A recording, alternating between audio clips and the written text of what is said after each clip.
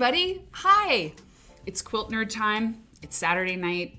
It's March 18th. And do you know where your World Quilting Day is? Is it World Quilting Day or is it National Quilting Day? It's world, right? Oh wait, I think it's national. I think so too. I think it's National Quilting Day, but that's pretty cool. And we're celebrating here on Quilt Nerd because I don't know. I mean, we always kind of do. It's a party. I like Quilt Nerd because I get to hang out with my friends. Parasocial as some of them may be so far, but yeah, I mean, like, Quilt Nerd's part of my life. It's part of your life a lot of the time. A lot of people out there, it's part of your life.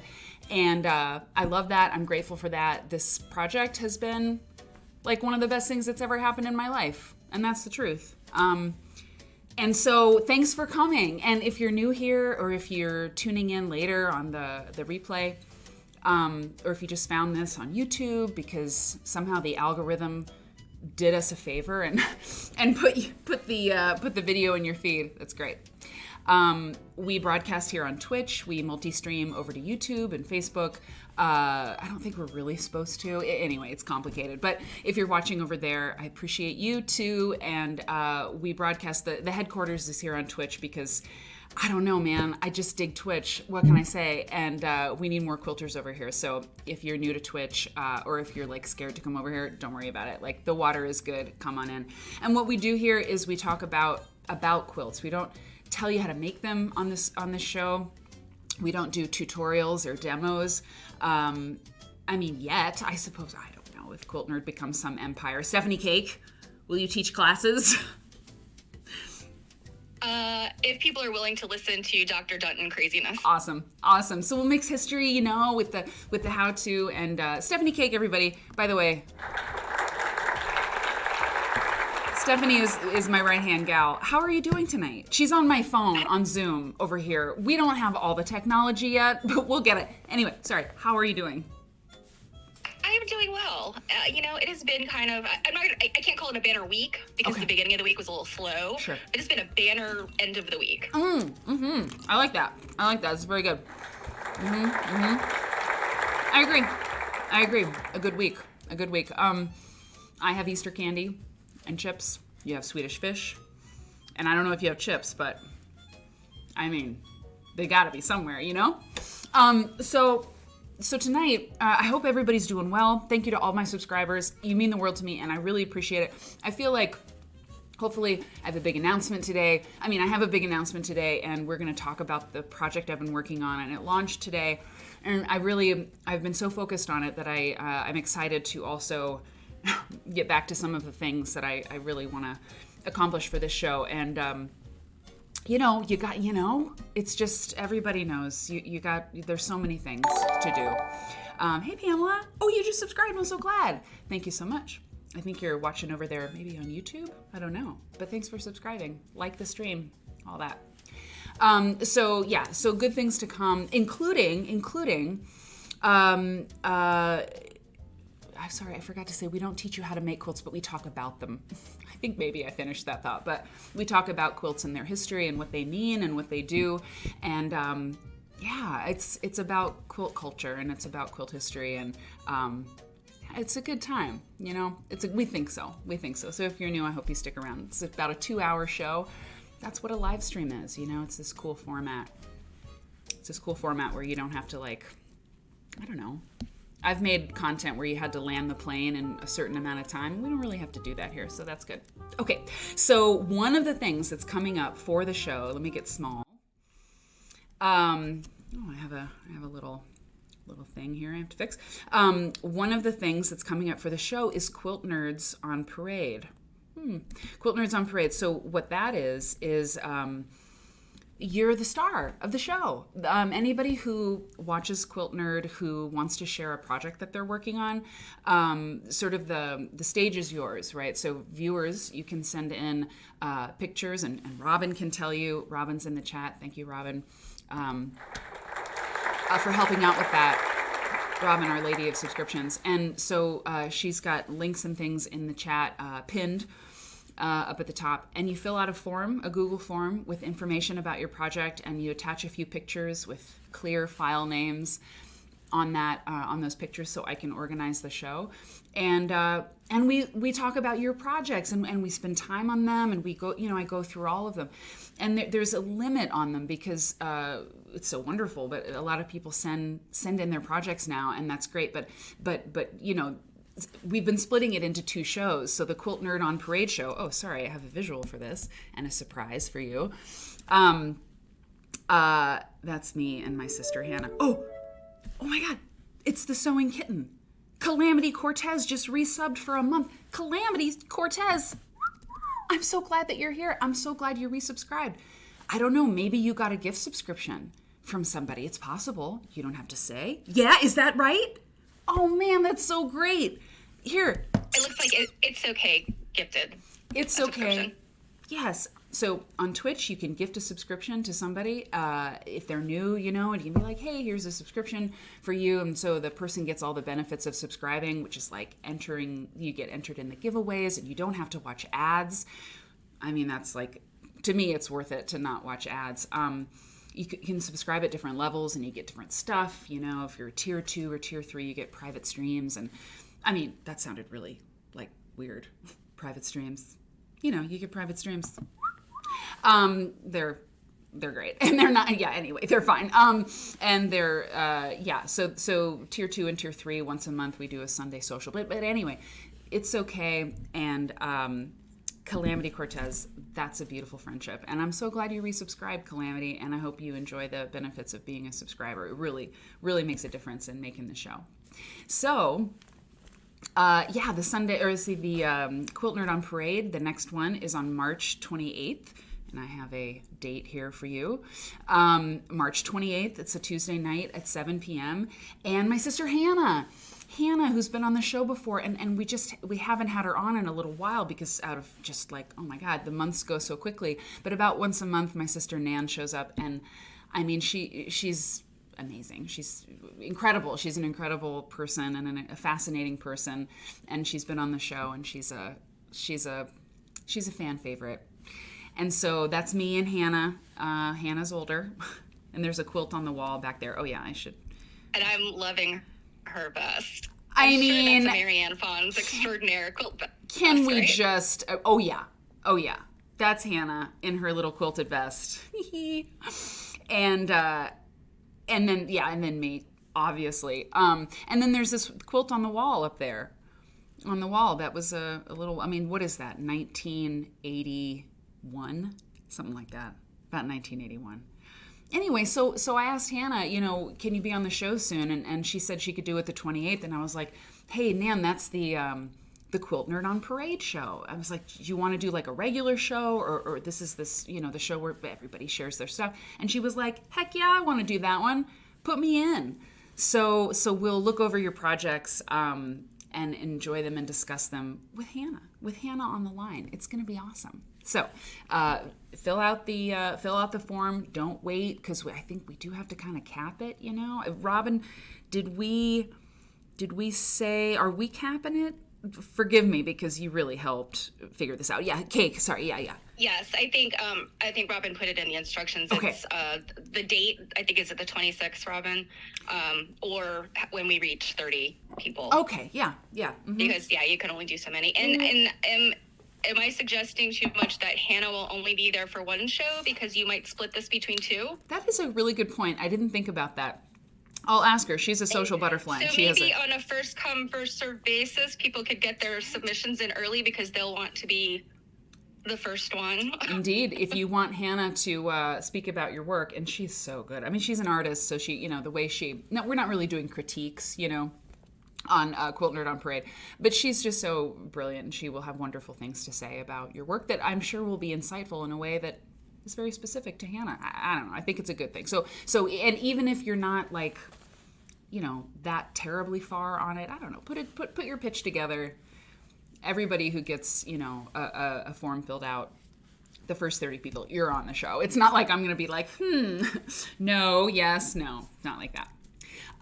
So I think that's the only announcement right now. Part of the announcement today is part of the show. the Quiltfolk Foundry launched today with some of the quilts that are to come for this thing. So I'm going to talk about that tonight. It's a big deal, and I'm really excited about it. But so that's kind of an announcement that's more of a tenderloin of the show, if you will. So let's get into it. Let's begin. Every show starts with an intro quilt. The intro quilt that's behind me here when I do the intro. Yes. Okay. So we're going to talk about that. Talk about that now. And it's weird. I had this quilt in my big folder of fascination, which is like a repository for all the cool stuff I find that I don't really know, which show it'll go into, but I want to save it. So I'll put it in this big kind of, repository for other things to be used in the future. And they're usually one-offs, like a great quilt I see that doesn't necessarily have a maker's name attached to it, but I really want to show it. And this was one of them. We know the maker of this quilt, but usually I'm pretty good with file names. I mean, I would say like 90% of the time I fill out my my file names really specifically, or I name my stuff really specifically because I have so many pictures and so much content that if I don't put the name of the book that I got the image from or the name, I have to do that. Otherwise I'll lose everything. So, but I didn't put the information in this file, in this image. But I have this. I have the scan of the book, and I have the quilt. So it is kind of a mystery where this quilt came from. Let me give you the full thing again here. Hang on. Okay. Sorry. It might be. Well, I just don't know. Here's what we know about it, and if I find out which book it came from, I'll definitely let you know. But this is Sunflower. It's called Sunflower. And let me see here. I want to say hi to some people, but okay. It's my son. So it's a Sunflower, and it's pieced. It's 101 by 85 inches. 1860. About 1860. I'm going to zoom in again and look at the quilting. It's really nice. These wreaths in the center. I mean, I picked it because I love it. The cheddar, chrome orange, chrome yellow is beautiful. Matilda Nite Stauffer made this quilt, and it says, and she was from Willapa Bay in Washington Territory. So perhaps this quilt is from Washington State. I can go back and look and see if it's in the book, for the quilt documentation book of Washington State. We'll see. So the book says, this handmade quilt of bright primary colors is the frequent choice of Pennsylvania German quilt makers. Okay, we're getting clues. The detailed piecing of the quilt's 32 diamond segments for each of the 20 blocks, and the double rows of quilting. Double rows of quilting? Interesting. Oh, wow. Yeah. Wow. Okay. That's pretty intense. My screen is a little bit slow. So there, that's double rows? Is that what they're saying? And is that what I'm seeing? These, like the wreath has two lines around it, right? The feather wreath, or I think I see like a double line. I think that's what they're talking about, right, Cake? Is that what you see? Like do you see like the wreath part? Like there's two. You mean in the center, or no? On the outside, the border. Yeah, like I see a double line on the plumes, like the plume wreath. Let me go to a different. Oh yes, yeah. I see what you mean. Do you see it?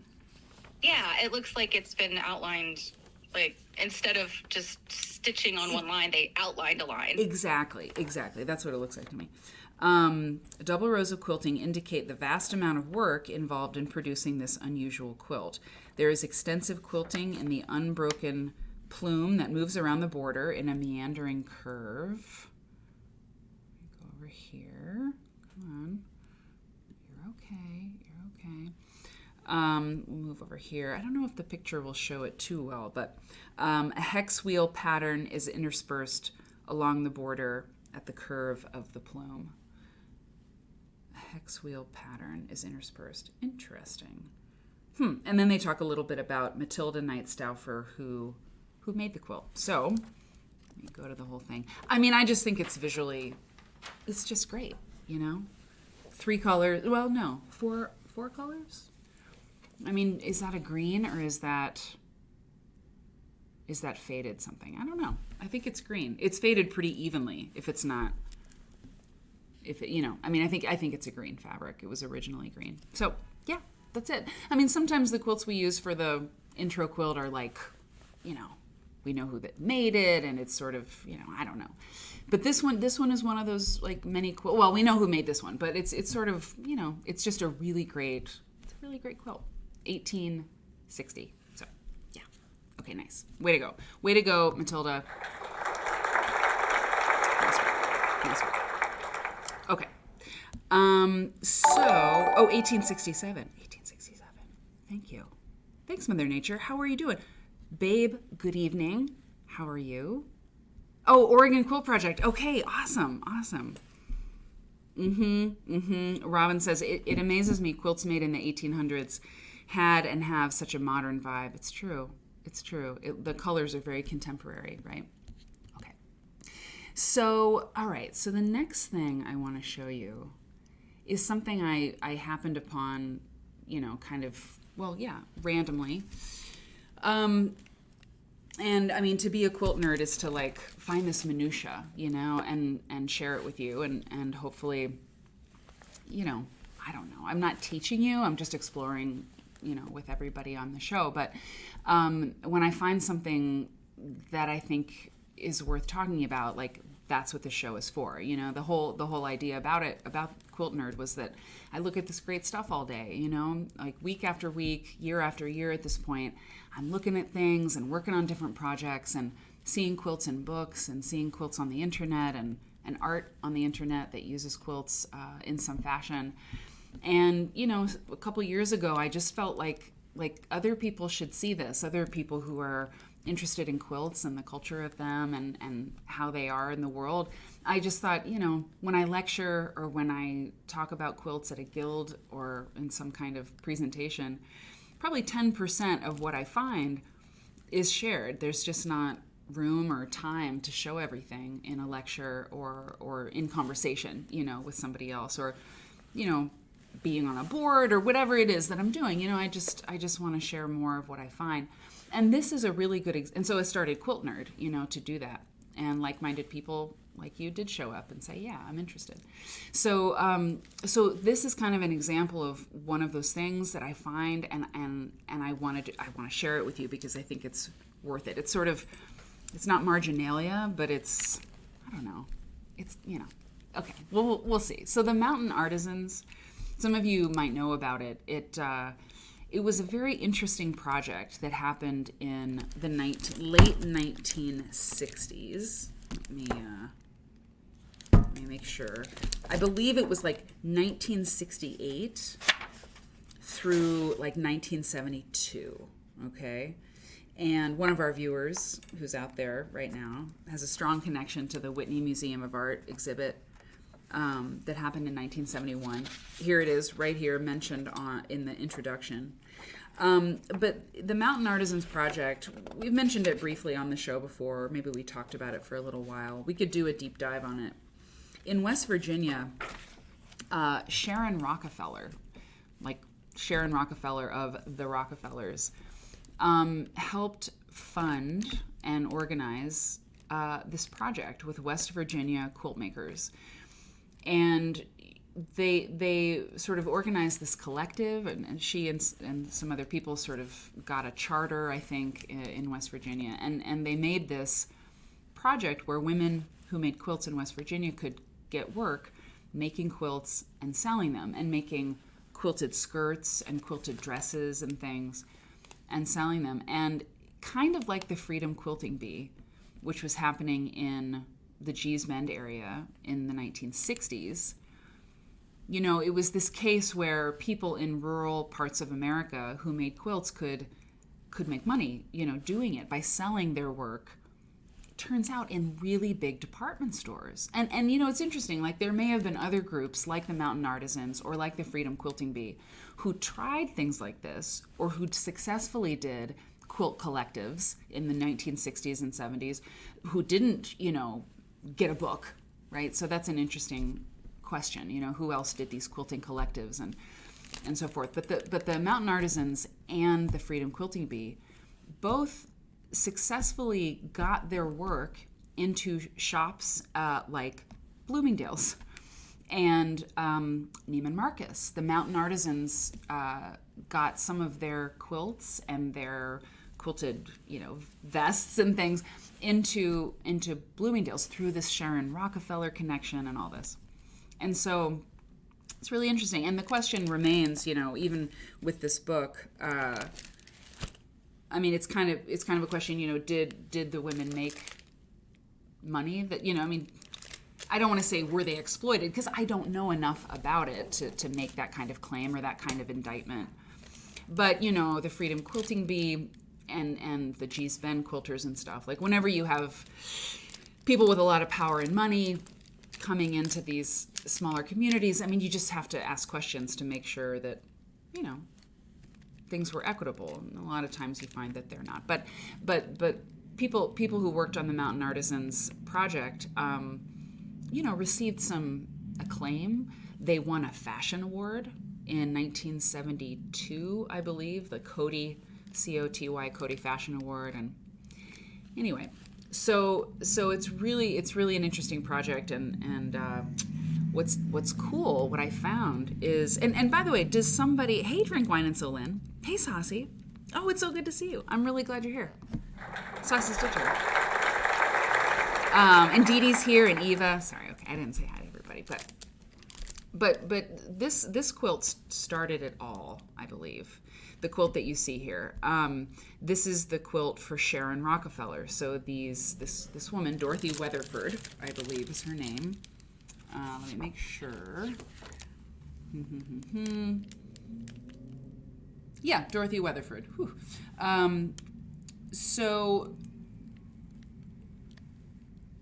Dorothy Weatherford was this designer, and Sharon Rockefeller worked with her to design all the things that the Mountain Artisans made. They made wall hangings, they made quilts, like I said, they made these clothes. And Dorothy Weatherford was I think she was a really talented designer. Some of her stuff reminds me of Jean Ray Laurie. We've talked about her before. And the Mountain Artisans didn't last terribly long. And this book is like, it's a how-to. It has some patterns and things, which is really cool. Lots of pictures. But so Dorothy Weatherford made this quilt. This is Sharon Rockefeller's quilt that she made, that the Mountain Artisans produced. Okay.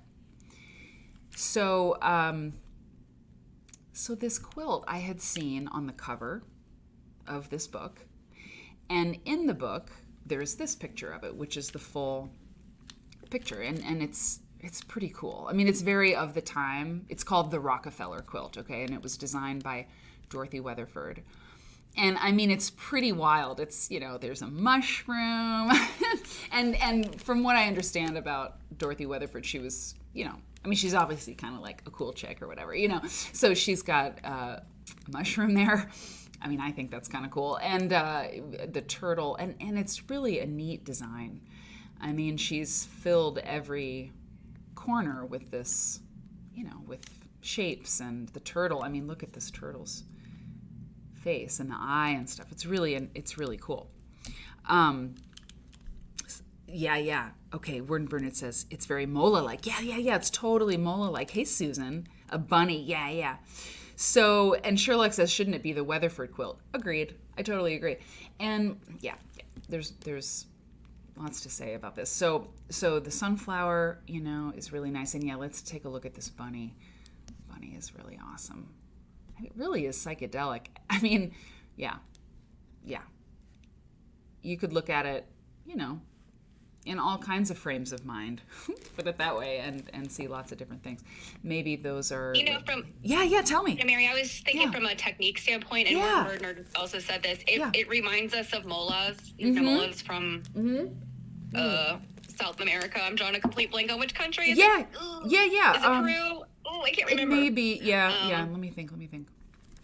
Molas. Mola textiles. I should know this.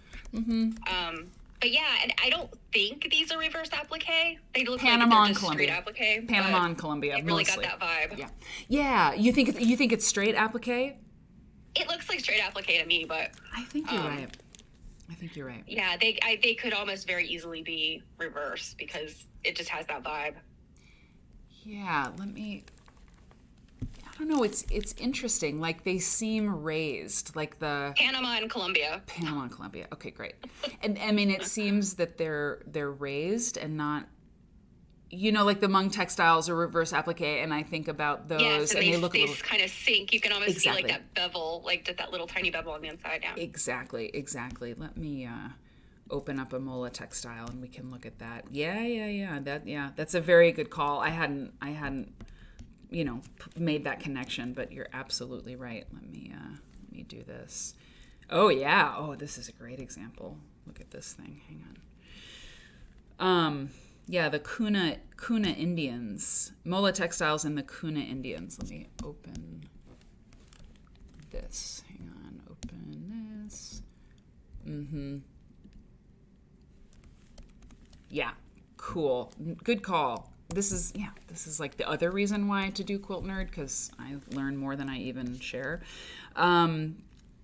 Here we go. And Black Vulture. This is a quote from Black Vulture, recounted by E.G. from Mula Tupu. So what I'm reading from is LACMA. Oh, Los Angeles County Museum of Art, Unframed. Unframed, maybe a blog that they've done. So in 2012, this was a post for LACMA, August 6th, that's my birthday, August 6th, 2012. And so they have some quotes from this person who is a maker. It looks like, so quote, molas come from the Kalu Tuipis. It was a dangerous place where skilled scissor users lived. They were very beautiful women. Interesting. So I don't know that this person was a maker, but this person is talking about this. So they were very beautiful women, unquote. And then they have a quote from Paul McCartney and John Lennon. I mean, it's lyrics. So, I mean, I'm going to read what they have to say. So, okay, well, they quote from Lucy in the Sky with Diamonds. Picture yourself in a boat on a river with tangerine trees and marmalade skies. Somebody calls you. You answer quite slowly. A girl with kaleidoscope eyes. Okay. So here's what they have to say about that. LACMA. Quote, either of these quotes above could be invoked to describe the Mola textiles in LACMA's Stitching Worlds, Mola Art of the Kuna, on view at the Art of the Americas building through the fall, with kaleidoscope designs and layers of psychedelic colors carefully cut out and stitched together by craftswomen. Molas are intriguing modern textiles.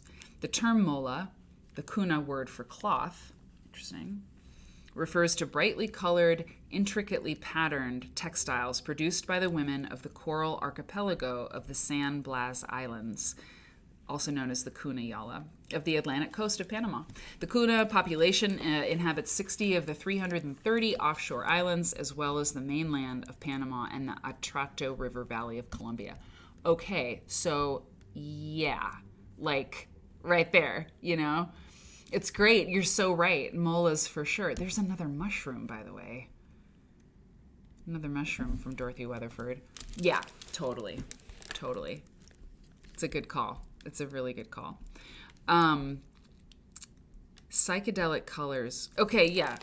I always look down. Like most of the shows, I look down right when the same person will I mean, it's like tonight it's Sherlock, sometimes like Padma, hi Padma, sometimes it's you, and I just look down at the same time. I don't know, it's like a psychic thing. Sherlock, tonight you're in the hot seat. Serious question. Sherlock asks, what does psychedelic colors actually mean? Is it just another word for bright? Anybody have any intel on that? I mean, we can Google it. What? Yeah, I have some Cake? theories. But please, Stephanie Cake, please. Yeah, I mean, I think if you go back to it's probably the etymology of the word psychedelic. Like, when was that coined? And I'm just thinking of all of the literature that might and events. Yeah. Of the 60s, late 60s, that could have coined some of that. And then you have all of these like fashion influences and stuff that were saying, you know, this is psychedelic. It was like a marketing word, I think, that probably came from sort of a drug culture a little bit. Yeah, that makes sense. That's one of my theories. Probably marketing. Like, they love acid. Let's do stuff that makes them, like, let's make it a palette, right? People on drugs like really respond to these colors and bright things. Yes, we do. Sorry, whether they're actually seeing them there or they're creating them in their own minds. I think that's really where it comes from. Exactly. But who knows? That word may go back like way, way, way back, and it became a drug culture thing. I don't know, but that's my theory. Yeah, exactly. Kenny says Emilio Pucci. Oh yes. Oh, that's really interesting too. Yeah, listen. And that was what I was thinking of when I said the fashion influence, because that was also, and you kind of wonder, like, what can't you, okay, first you'd have to look at the dates, like who was doing what first and when. Yep. Who influenced who. Yeah. That would be an easy project, though, easy research project, because it's not that long ago. Exactly.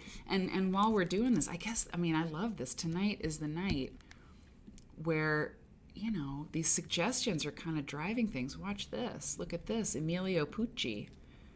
Right here, baby. Kenny coming in with the Emilio Pucci. See, this is the thing. Oh, that's leather. Is that leather? Oh God, it's fabulous. Quilts take us everywhere, right? Like, we're going to Panama. This is a picture from Vogue, with Emilio Pucci, who, if you don't know, was a designer, rhymes with Gucci, but he was in the 1970s. There you go. Right there. Let's boom. It's just like zoom in, right? Like, there's Weatherford, there's Pucci. And it is psychedelic, and Pama said, it is like the drug culture and stuff. And I think that's true. And I don't want to, make anybody uncomfortable. But I don't know if you've ever done, I don't know. I've never, I've heard that psychedelic drugs, like LSD or something, like it okay, let's not focus on that. Okay. That you, the color, the rods and cones in your eyes or something, they do something. This is what I've heard. And like, colors are very vivid. This is what I understand. So, if that's like influencing what people want to see in like real life or something like that, that is probably where this came from. Can I Dutton this? Please do. Dr. Dutton really felt that one of the components of something that's therapeutic in quilting is color. Oh, not just the action of quilting and sewing, because we know that's therapeutic, but also the idea of using your mind and your senses to interpret colors and patterns is also therapeutic. It really is. It really, really is. You guys, I could Dutton anything now. Yes, yeah, because you went to the thing on Thursday. The Dutton report is going to be it's going to be robust. This is very good, because Steph went to the Baltimore, the archives, yes, the Baltimore Museum of Art, their archives, yes. This is good. We're tracking a research project by a quilt nerd, and over time we're going to see we're seeing the flowering of it, right? So we're gonna hear a good report tonight on the cake break. So anyway. So I was going to ask you, people have their favorite colors on Quilt Nerd on Parade shows. We see some of that, what people really like. Color is therapeutic. I'm not a fan of purple. What can I say? It doesn't make me feel happy. But red, black, and white, makes me feel happy. So why did I bring all this up? What is the big discovery? Well, in this book, I hope I get the right picture. Oh, hang on. In this book, and we're Abe Books affiliates. We have an Abe Books affiliate connection account. I don't know. So when you buy one of the books that we feature on the show, used from Abe Books, we get a little kickback. So if you want to purchase any of these books, I hope you'll use the affiliate link that Steph will put in there. So this is a book by Lennis Ingram Bacon. And I looked her up. This book was published in 1982, I think. Is that right? 1980. When you buy a used book, you get those little ISBN or SKU numbers or whatever on the cover, and that's okay. So Bacon is in the Quilters Hall of Fame. I checked, and I thought I recognized her name, and she was a collector, and she was this person she wrote this book. It's kind of a history, and in the book, when I was leafing through it to look for something, she had a picture of the Rockefeller quilt. And maybe all of this is a lot to do about, I don't know, a picture of the same quilt that we just saw, which it is. But sometimes, there are quilts that are published widely. And like the Harriet Powers quilt, probably the most published quilt that I've ever seen. And the colors vary so much depending on the era of the book, the technology that was available, and just the quality of the publication. I mean, there's books that were published in 1980 that, the photography was so fine and the money behind the book project was so great that, you had these amazing photographs that were true to color and whatever. But I hadn't seen a picture of the quilt like this. When you compare the two, they're so different. And so I've always known of the Rockefeller quilt and all of the Mountain Artisans' work as being kind of dark. I mean, like this, because the book that they have about it, it's just, it's dark. I mean, it's a pretty, I don't know, it's very deep orange and stuff. But then I see this, and it's hard to know without seeing the actual quilt if, which one is right. But this one seems more right to me than this one. And I mean, again, I don't know, but there's something about, and the Mountain Artisans book, by the way, when was it published? Again, not that, the years that go by necessarily mean that pictures get better necessarily, but the Mountain Artisans book was published in 1973. So it's really different colorway. Now that's interesting. Mother Nature asks if it could be a different colorway. Wow, that's a really interesting question. Is that what's going on? Wow.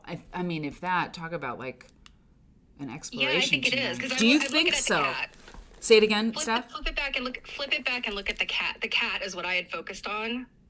So the cat is outlined in orange. Wow. Now it's outlined in yellow. Yeah, it's a different colorway. Really? Okay. So if it's a different colorway, so I'm completely down with like that theory, 1,000%. Or are they different enough? Or bad lighting. Right, because let's take a look at the cat with Acorn that I'm using now. We can actually do that. Let's center the cat. I mean, this show is called Quilt Nerd. Remember that? So here we are comparing two things. But, okay, so there's the cat. I mean, I gotta make it like... Let's isolate the face. We're gonna isolate the face. Is the face... I am so on the fence about this. I know. Because you gotta... If it's exact, then it's gotta be the lighting. But if there's any difference...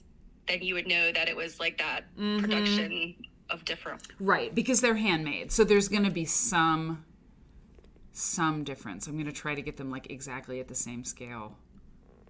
I think it's the same. Like I said, I'm completely open to not being right about it. I don't know.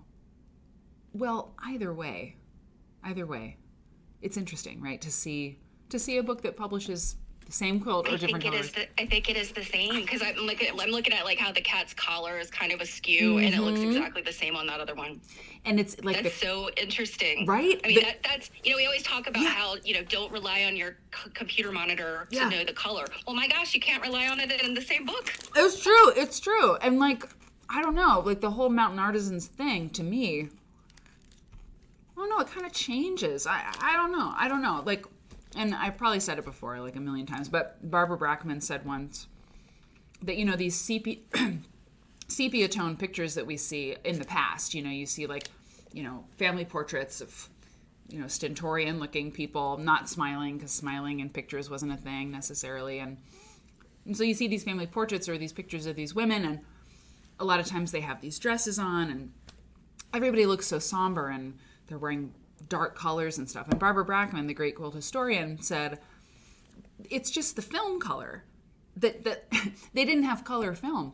These women were dressing, the colors were like, they looked like peacocks, but we just don't see the color of that. And so we have this idea, and I think she had like been a consultant on a film or something, a period film.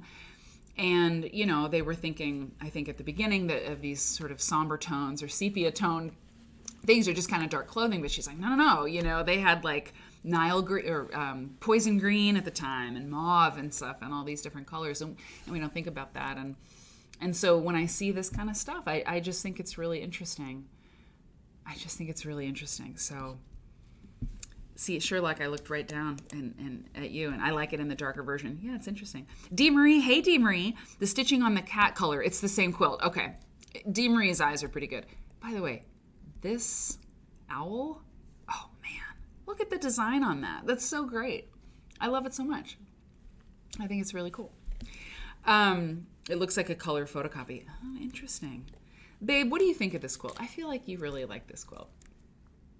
I mean, I think you like it like I like it. So there you go. So the Mountain Artisans, interesting stuff.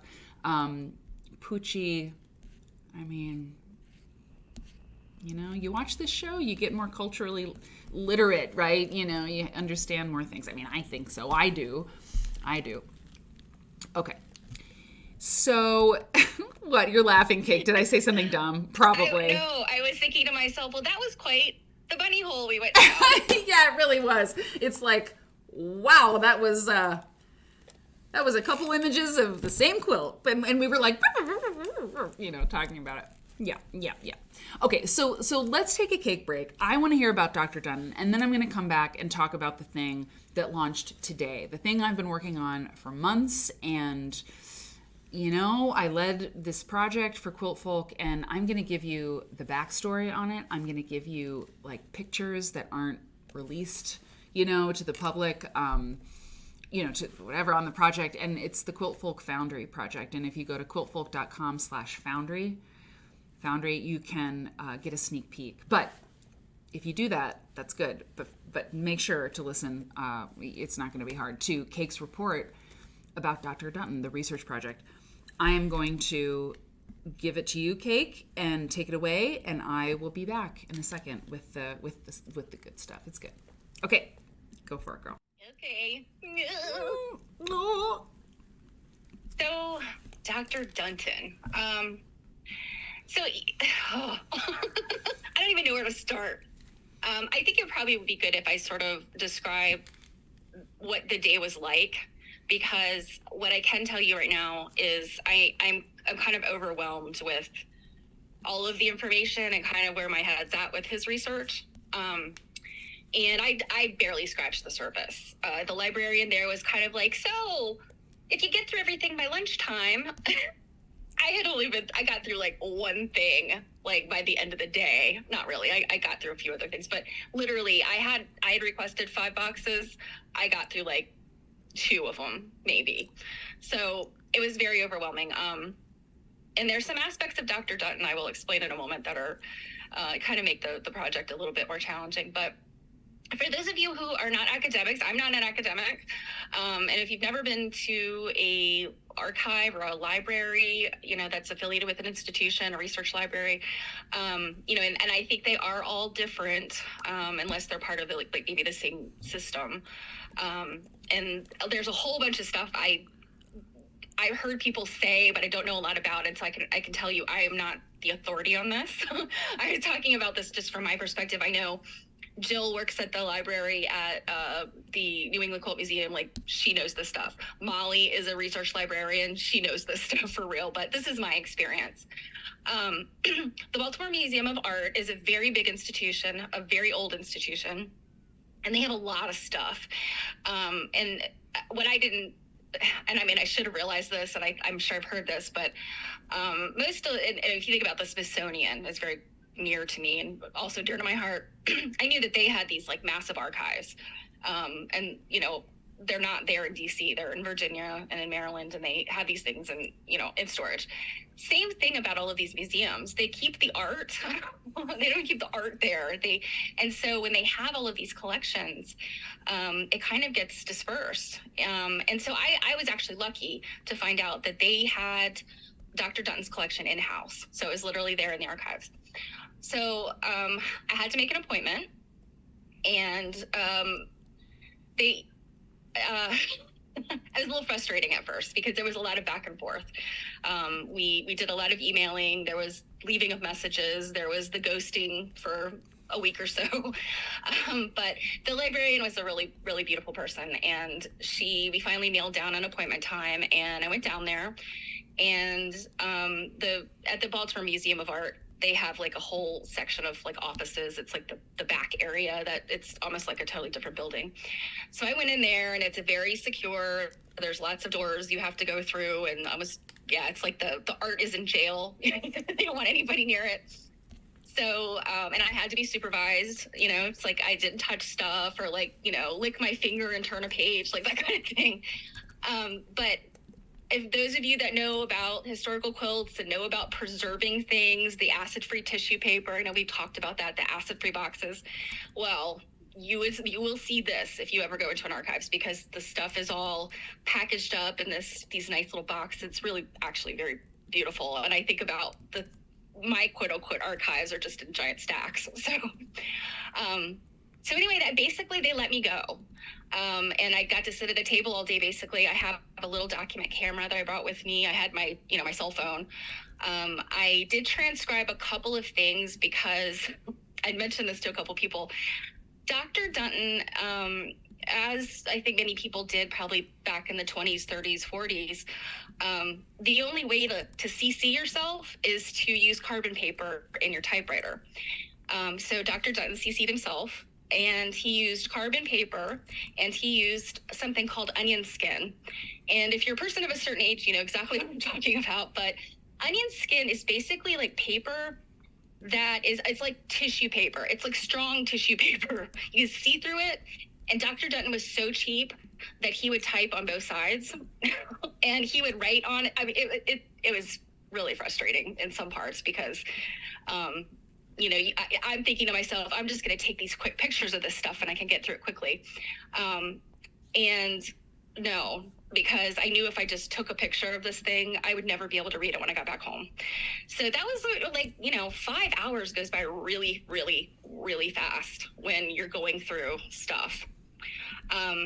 Of the things that I requested, and to kind of back up a little bit about working with institutions, when a museum or an institution has a collection, they've indexed it, like they've gone through it and they know what's in there, they will put together something called a finding aid.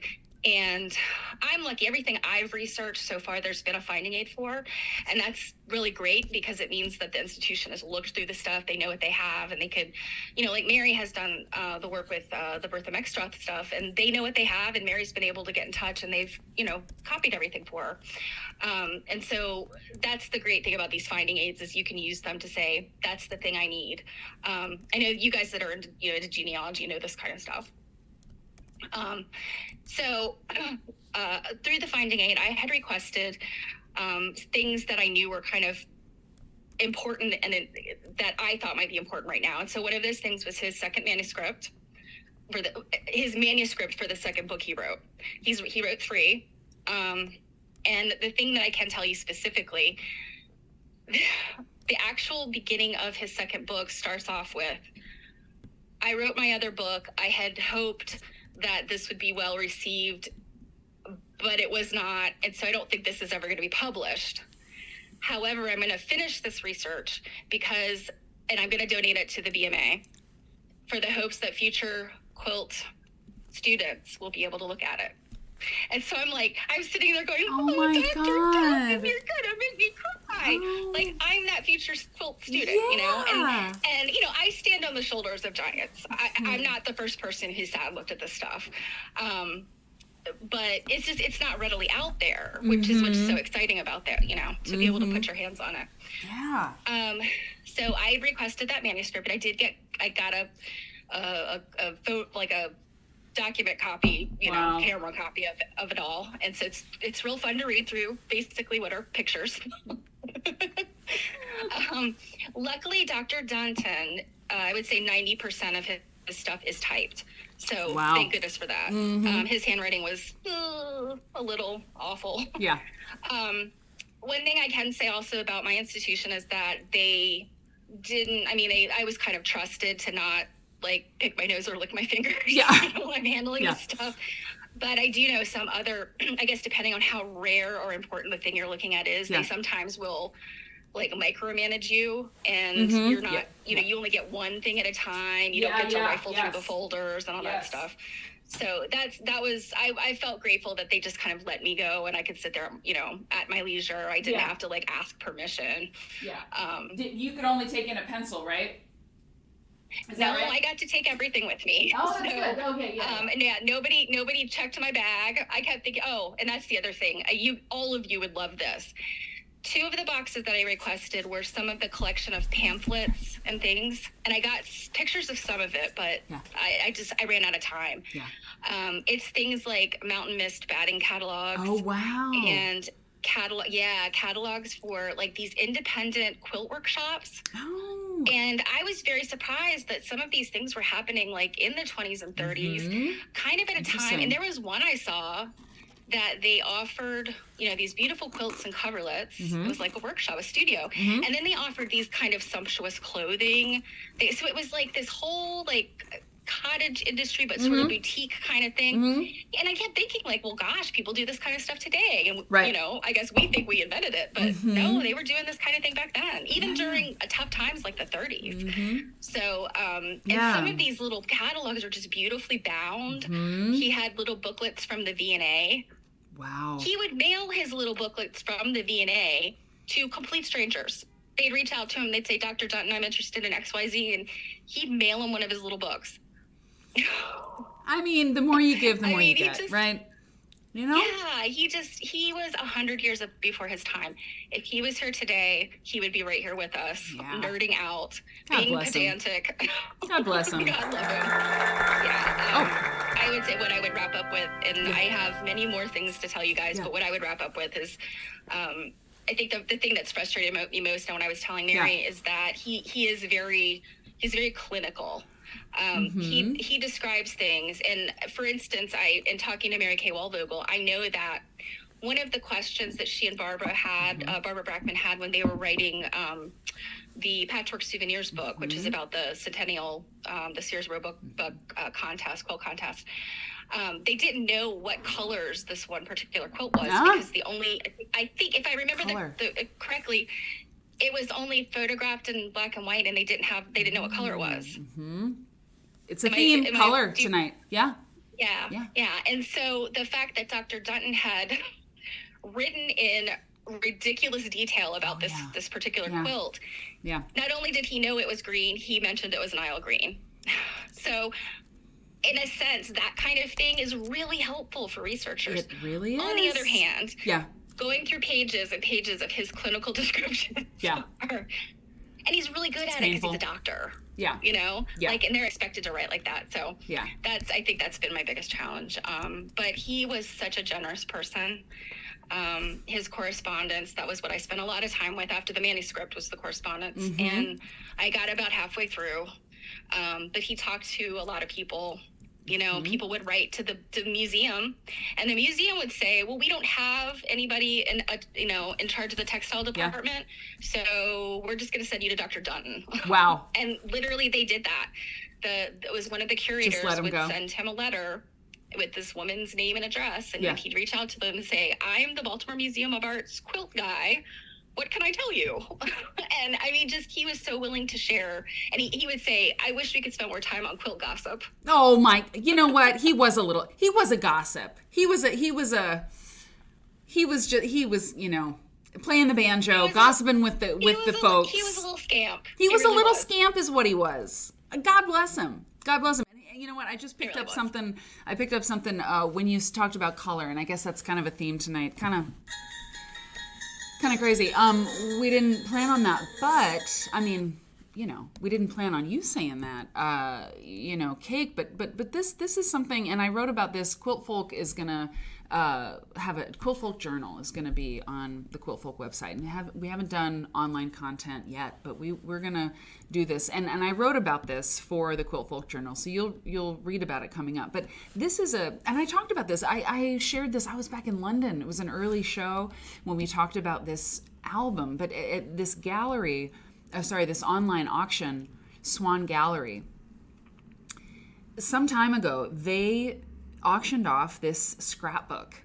And it was this scrapbook of quilts, pictures of quilts that this person had put together. And in fact, Mary Kay Waldvogel, who watches this show, I happen to know, knows more about this because she saw this as well. And she learned some things about it. But I saw this and I was so taken with it because, well, first of all, this picture says taken October 1938. Do you see that? It's so interesting. And it's called The Garden. So somebody, let me take a look, you know, let's look at the whole page. This is one page of this scrapbook with all of these quilt pictures. And it's great if, you know, if you're new to the show, you know, these things come up again, not because I'm recycling content, but just because, you know, we know about stuff now, right? And I can reach into the archives, reach into the folders and show you things that we've talked about because there's this repository. Anyway, so this scrapbook has just pages and pages of quilt. Look at this one. But they're all in black and white, right? Because the quilts hadn't been, I mean, the color photography wasn't democratized yet. You know, people didn't have a Kodachrome or whatever at that time. And so, or at least these people didn't, right? I don't know exactly. I mean, film was sort of in people's hands by like 1870. I remember reading about that, you know, not everybody's hands, of course, but like photographers used to go from town to town and, you know, you could get one picture of your family, maybe, you know, when the photographers were in town. But by about is that right? No, I'm afraid that's wrong. But anyway, it was not, and not everybody had, you know, a cell phone with pixels and stuff to take pictures of their quilts. And so the people who could take pictures of their quilts were taking them and they were in black and white. And so what we have here, so this says pieced and quilted in 1875, you know. But there's one, look, let's see. Friendship quilt, hold on. Now that one says given to me, but I found one. Oh, look. Made by Shirley McLeod, blue and white. Oh, you see, blue and white.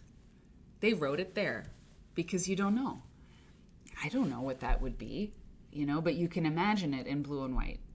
Because they wrote it down. And it's such an interesting thing. And I got permission from Swan Galleries to, you know, show these pictures in the journal post that'll be up in a while.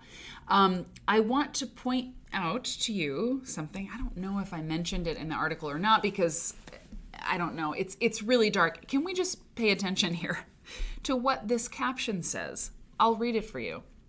Friendship album pattern quilt, 100 years old. To be burned when present owner dies. I think we might have mentioned this. I mean, that is really intense, man.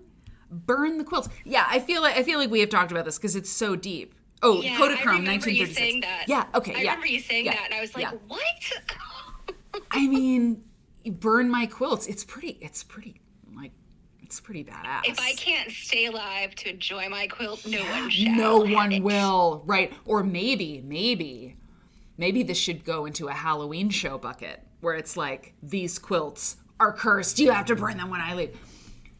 Speaking of past shows, remember when we used the chat AI to write a horror story called The Quilt Maker, and the Quilt Maker was like, Chat GI, write us a story about a murderous or a horror movie script or something about a quilter who goes crazy.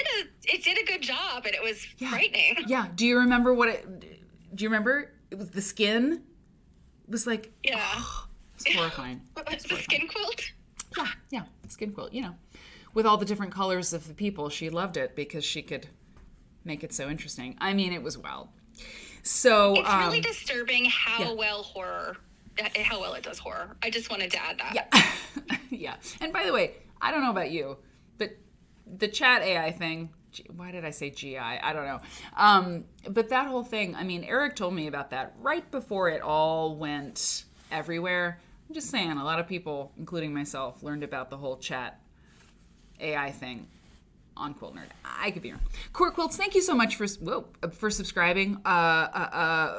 You've subscribed for 13 months. You subscribed with Prime. You're on a streak of a whole month, and I really appreciate you. Thank you so much. It does sound like a scary story plot. It was terrible. It was really scary.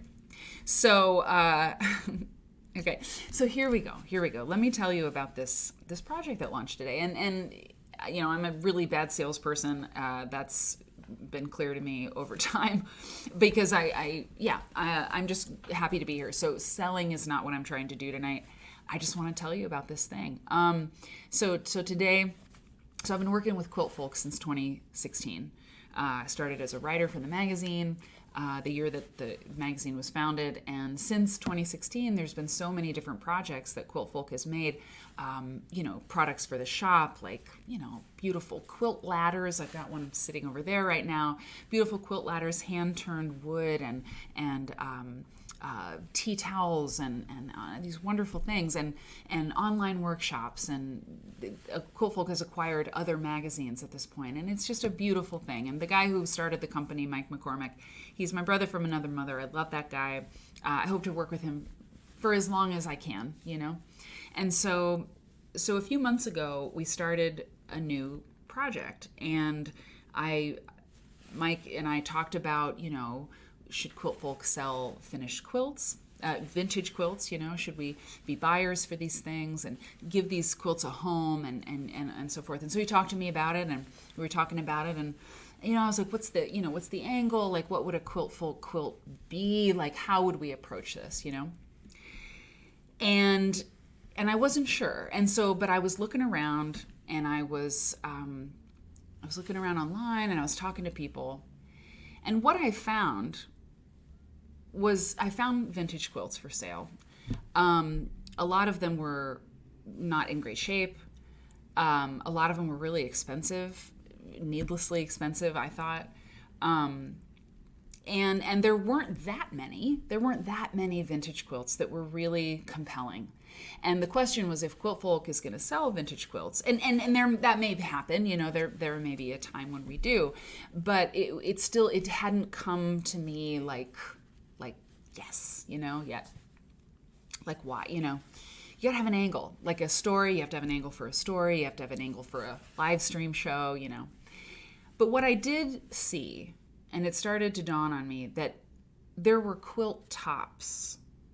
And what I've understood now, that talking to people who aren't quilters, you have to explain to people a lot of times, and as quilters, you have to, hey, Quirk Quilts, you have to, Mother Nature, I'm going to talk about that. You have to kind of explain how a quilt is made. There's the quilt top, which is the patchwork stuff. The patchwork or applique. It's the thing you think of when you see a quilt. The average person thinks about this patchwork, and that's the top. But then there's the batting, and then there's the backing fabric. And my mom always said it's not a quilt until it's quilted. So you have the top and the batting and the backing, and then you quilt it together, and you have a quilt. Well, like a lot of people who make quilts, a lot of people end up with quilt tops that never get quilted, and it's for all the reasons that we don't finish our quilt tops into quilts. This is totally human. It's totally universal. You get busy. with your kids, you get busy with your job, you lose interest in a quilt top, perhaps. You, you don't like it. Maybe you don't like the top that you worked on. That's possible. But there's all these reasons, and the same reasons, that people didn't finish a quilt top. That was true in 1950. It was true in 1901. It was true in 1850, 1870. People they don't change. We're just human beings. We don't finish everything. And so all of those are these tops, and I'm seeing these quilt tops, and I'm like, wait a minute. A lot of times, when we find a vintage quilt, like the chance of it having a name on it, is like really, really scant. I mean, it's just really rare that you have a name associated with a quilt. But think about a quilt top. I mean, a quilt top isn't quilted, so somebody isn't going to put a label on it, probably. So there's these like anonymous or unidentified makers who made all these quilt tops. And I said to Mike, I was like, hold on. Instead of like, taking finished quilts and, we can repair them, we could help them out and then, sell them in the shop. But why, what if we find really great quilt tops that never got to be a quilt, haven't become a quilt yet? Whoops. And what if we finish them? What if we actually take them home? Take them home, finish the quilt top. We don't know who made it. We can figure out when, sort of. But why don't we finish what somebody started? Why don't we do a quilt collaboration across space and time? And it's a collaboration between somebody who was just like us, who wanted to make something, and started. Let me show you another one here. Who started a quilt and just, for one reason or another, just didn't get it done. And I know what that's like. And so Mother Nature asked a great question. It's true, word and word. Hey, Lisa Riggs.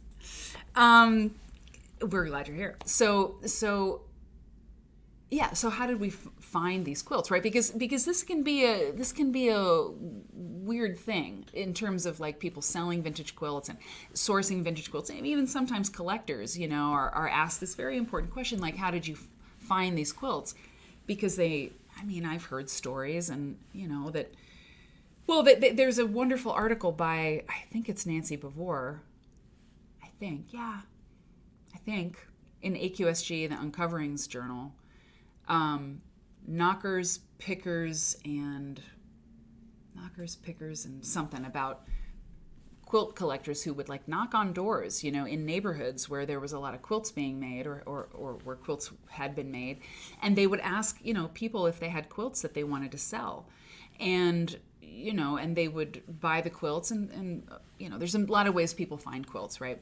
But the question has been asked, these quilts have been lifted from these communities where the quilts were part of their culture. Is that right? It's fair to ask these questions. Mother Nature asked, how did you find these tops? How did you find these blocks? Because in certain cases, like the quilt that you're seeing right now, these doves were blocks. Hey, Victorious. Victoria says, by the way, I just thrifted some embroidery blocks that look like they're from the Depression era, state flower patterns I'm planning on finishing into a quilt. It really does feel like a collaboration across space and time. Hell yeah! Quilt Church moment, right? These blocks, so Mother Nature, so I'll tell you, this, sorry, I'm moving around in my chair. This quilt, eBay. Not all of the quilt tops and blocks that we found for the Quiltfolk Foundry came from eBay or Mercari or whatever. Some of them we got in person, and you'll see a couple of those. But this quilt, which we call Paloma, these quilt blocks are, what are they? 20 inches across. I was on eBay, and I go deep. I go deep into the internet, and I found these, and there's like a poly cotton blend. These blocks, and there were 12 of them, and they were perfect. They were so cool. Look at this bird. It's so great. Why did the person never whoops. Why did the person never, sorry, I was really excited getting all these pictures together, a little out of order, and I'll talk about the backing, but why didn't they finish it? And we could. And the reason that, and we'll talk about pricing too, but the reason that, we feel, we can sell these, somebody started it, but we finished it, and we've employed many makers, quilters, stitchers. I've been doing a whole lot of work getting this thing done because I've been coordinating with every person who finished the quilt. So people are being employed to finish something like this. And so there's a value in that. And this quilt, I can tell you, sold today. Because today we offered the first 12 Quiltfolk Foundry quilts for sale. The email went out this morning, and so far, I don't think one has sold since I started the show, but maybe it'll happen by the end. I don't know. But 12 quilts, to start, right? And there are others in the works, and we just started with 12 of them. And Paloma is this quilt, and here's the back of it. What I've done, part of my work on this, is decide on the backing fabric of these quilts because, and this is like a design thing, and I'm just giving you a deep dive on this project, right? That's what this is about. Look at this quilting. It's so great. Do you see the bird? You know what? It's kind of like that Mountain Artisans quilt. It's kind of like, kind of poochy, Kenny, So, yeah, court quilts. I forget exactly, but it's quiltfolk.com/foundry.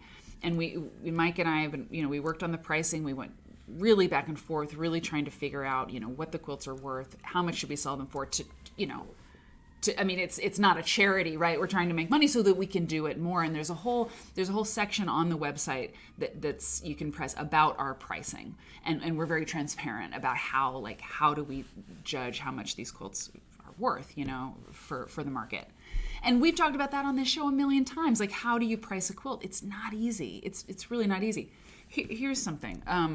Okay, so anyway, let me finish my thought on this. So the backing fabric, and you can see I turned, for the style shot, and that's another thing we'll talk about, but I turned the backing over so you can see that. So what I had to do, and what part of the reason I love this project is I needed to choose the backing fabric. That's a design choice, Hey, Miss Lainey. Oh, yeah. So I had to pick the fabric for the back.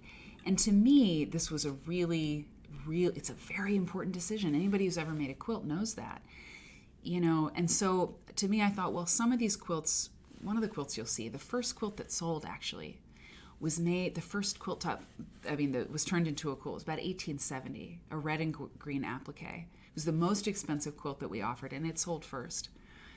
And, what do you put on the back of that quilt? What do you do to make it shine the most? How do you honor the maker who wanted to make a quilt, who never got around to it? Maybe she died. Maybe he died and didn't finish it. That's a very, very valid, real reason, true reason why somebody doesn't finish stuff. And so how do we honor that quilt or make it come alive? And some of the things, and so I'll show you this now. This is another quilt, Lily. Talk about the names. Here we go. So when I started doing that and making those decisions, and I tell you this because it might give you ideas about how to finish your quilts or put the backs, what back to put on it. This quilt, circa, I think 1930s, 40s, maybe 40s, 50s, forget exactly. I had that checked by another a quilt expert who can date things. But this particular quilt, I wanted all of them to feel kind of luxurious and modern day, because this is a quilt top that, is almost 100 years old. Well, 80 years old. 80 years old. And it's so great. And it reminds me of, it makes me think of spring, and the blocks are really great. There is some, every once in a while there's a stain or something, nothing terrible, but because of the age of the tops, a lot of times when you find a quilt top, it's got some schmutz on it or something. And of course we're looking for tops that are not full of holes or something like that. But this quilt, I was like, well, if I finish it, with muslin, if we put muslin on the back, it might be kind of I don't know, kind of not dowdy. It couldn't possibly be dowdy, but how do we make it feel really like luxe? How do we make it feel really, really cool, you know? And so this yarn dyed woven. This is a Robert Kaufman yarn dyed woven stripe. And it's so nice. It feels so good. And something about it on the back, it makes it contemporary. It makes it feel a la mode. It makes it feel like today. And this quilt was quilted by Christine Ruiz Hughes, who's sometimes, she watches the show. She's in here. She's out in Connecticut. Quilted this quilt. She quilted several of them. And Myra says, I have that fabric. I love it. It already feels lived into. Yes, almost like ticking. Yes, Kenny, yes. And I'm going to go back to that first quilt, by the way. Steph, I got excited and I went on, but we're going to come back to it. Oh, and let me show you the other thing that really made, I think, I got to go over here, really made this, this whole project. Hold on, image, view, show all tabs. I gotta go there. Nope, hang on. View that. Okay, hold on. I want to show you the tag. I gotta show you the tag. I think it's this. I have a quilt. I mean, I have a blanket designed by Faith Ringgold, and it was yeah. Here we go. And it's this. Eric got it for me. It was like the first present he bought for me when we were dating or whatever. We only dated 4 months, before he got married. So, it was an early gift, and he did a good job. Faith Ringgold designed this blanket for this company in London anyway, and there was this woven tag on it. I can show it to you. But it was it was really big on the blanket. It was a wool blanket. And it looks gorgeous. It feels gorgeous. And I was like, what makes these quilts feel like if you don't know the story and you don't know that this company is like finishing what other people started and making a quilt real. And that's what the intention was by the maker. They started something and it didn't get finished, whatever. We're going to do it. And we're going to sell it because somebody should have it, and somebody who wants it, right? So it seemed like something that we should try. And so it launched today and we're trying it. But this label, I let me tell you, if you want to make something feel special, order a woven label and put it on it. You could put it on your shirt, I mean, it's really something. And I was going to grab them. I've got them over there. And I ordered them and wovenlabels.com. They were great. The first time you order something, you get a discount, So I ordered 25 labels, because we were only launching with so many quilts to start. And I'm hand stitching them on there and so they really feel real. And they also come in a beautiful bag. They come in this beautiful bag. And there are a number of quilt nerds who've been involved in this project because I needed fabric.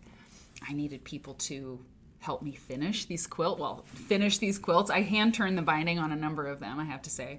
But I was like, how do we present them? How do they arrive? Because this is really special.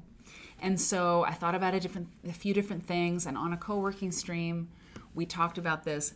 And at some point, it was like, how about a bag, like a muslin bag? And it was a conversation. Some of you remember, hey, mom, oh my God, it's my mom. Hey, Mom, I'm so glad you're here. I'm talking about the thing. And so it was like, what do we want to do for the people when they get these quilts? Because they're not inexpensive. And you think about it, you've got the purchase of the top. Some of them are not cheap. Some of them are not much, but it averages out, right, to be a certain cost. You got to ship the top to me, and then I got to make the decisions about the binding and the backing, and we have to order the fabric, right? And we don't wholesale yet because this is all like demo, beta, right? And so you got to get the fabric. Then I got to ship the fabric and the top to the quilter. The quilter needs to be paid, clearly. And for good work, you gotta pay a person to do this. Is very skilled labor, and then they gotta ship it back, and then we gotta put a label on it, and we gotta put it in a bag. But before any of that happens, we gotta take pictures of these things. And Ajuri Watala, my dear friend and Chicago photographer who takes many of the pictures, half the pictures for Quiltfolk magazine, who I've known for years. She's very good. So you got to pay for it. So anyway, so the cost of the quilts, it's not. It makes sense, believe me. And you look at the ledger, whatever. So the reason I want to show you the bag is I think it's really pretty, but also, do you know who made the bags? Do you know who's making the bags? Robin's Nest Creations. It's Biscuit, y'all. Biscuit's making the bags. We got a few bags to make because 5 of the quilts sold today. And it's really exciting. And I hope by the end of the weekend, at least 2 more sell. That's kind of the goal, that just one email went out. So it was a great start to the day. And I have been so scared. I've been in knots. I haven't been sleeping. And all of this stuff has come together. And Robin, the muslin bags that you made, so beautiful. They're so beautiful. When we really worked on it, it was like, do we want like a boxed bottom, or do we talked about a button closure, 2 buttons, like almost like that, the envelope. Yeah, we talked about the envelope where there would be like a piece of twine or something connecting the top button flap to the bottom one. But at the end, at the last moment, I was like, no, ribbon. And so it wasn't in the car on the way, but I grabbed this. This is the deep cut stuff. I grabbed this gross grain ribbon that I saved the other day from something I got. It was like, I save ribbon. This comes from my mom. Mom, the ribbon. And so I saved this. It's kind of wrinkled. I pressed it as best I could, but it's it's not great, And then Ajuri, the photographer, curled it so lovely, And I got to tell you, this is the inside scoop. This is the tea. Because Robin and I hadn't decided how it was going to close, now we're going to make buttonholes, for me to thread the ribbon through. But we hadn't decided that, so I had to stab a hole in this bag. I know, it killed me. I was like, oh you no. Stabbed biscuits? I did. I had to. I was like, I was at the photo shoot and I was like, oh my God, the ribbon's going to be perfect. This white ribbon on this muslin bag. And I mean, Robin, I've already apologized. I'm like, I'm so sorry. I had to stab a hole in your bag. And I'm not going to call her the bag lady because I won't, but we've joked about it. Anyway, so it comes in this bag and it has these labels and it's so nice. And so I want to show you just, a few more pictures of this. And actually, okay, let me go here. So Constance. And so the other thing about this is, as we were, acquiring tops and I'm figuring out, and like I said, there's several tops in process right now that haven't been finished and a couple that we did finish that we haven't launched with. And, the backing fabric and this, it was, it's really an intense process because you don't want to screw it up. If you have a great top and then you get the wrong backing or it just doesn't work, it's like, oof, that's a big fail. This quilt that I called Constance, like I said, I'll talk about the names. I loved this quilt when I saw it, and I'm not, an embroidery aficionado, but it was this blue. It was this cornflower blue. I saw it. It was online when I saw it. That blue is my favorite blue. It's so vibrant. It's so great. And the gingham, the funky gingham baskets work for me. I know it's weird. I know. But the cornflower blue just, I don't know. It's perfect. It's electric, It's this electric blue. So what to do for the back? I was like, it's vintage, right? It's a vintage quilt. And I think, like I said, on the Quiltfolk Foundry page, I checked with Deb Finan, my friend Deb Finan, who knows these things, and the dates are correct. But you know what I finally found for Constance for the back? I found a Cranston Printworks. You know that, Peter Pan Fabrics and Cranston Printworks. This is vintage fabric. I found that red calico. that totally matches the scale of this blue. And I don't know that blue is Cranston Printworks. I don't know. There's no way to know. Well, I mean, maybe a fabric nerd would be able to tell us. But you see, that's the same scale. And that's what it is. It's that. Cool, right? And that looks exactly like, that looks like something that the maker would have picked. Exactly. To say like, oh, this would look so great in my beautiful blue top. Exactly. That's right. And here's the thing too, and Mom, you're here, so you know, red calico makes Druid Godmother smile, babe. Same. Hey, Miss Charles, I'm so glad you like it. Same. And so the other thing to figure out with these quilts is like, the binding. You all know, you're quilt makers, not everybody, but a lot of you. And it's like, oh yeah. And Mom, I'm going to mention you in a second, and what you taught me about making quilts, but like the binding, I mean, look with Fern, look at that. It was like, this one, the binding was right to have the backing turned over to the top. It didn't need a different binding, but as you'll see, some of the quilts absolutely did. Constance was another one where I wanted it to stay simple. Sorry, I wanted it to be, here's the style shot. Yeah, I wanted it to stay simple. I didn't want more noise because the quilt has plenty of that, right? So it was just that red binding on the end. And what my mom taught me, I hope you're still here, Mom. What my mom taught me. Oh, you love it. Okay. Whoa, thank God. Stephanie's a very good designer, so if she's like this, that's a good sign.